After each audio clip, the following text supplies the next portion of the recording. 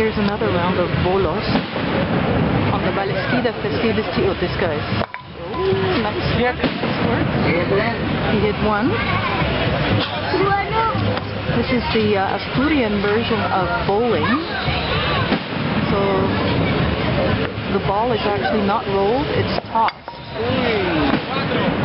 And some of these guys hit 2 or 3 pins in one go, which is pretty impressive. Let's see what he's going to do next time.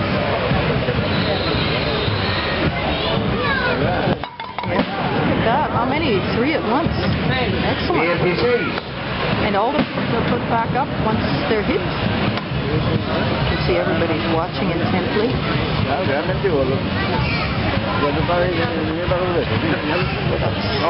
That's good. 17 bolos.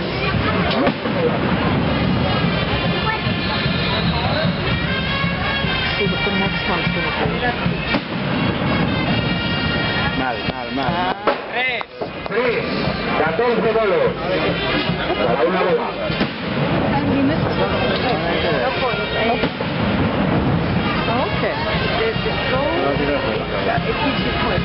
Oh, I see. Oh, that one. Porque tiró 2.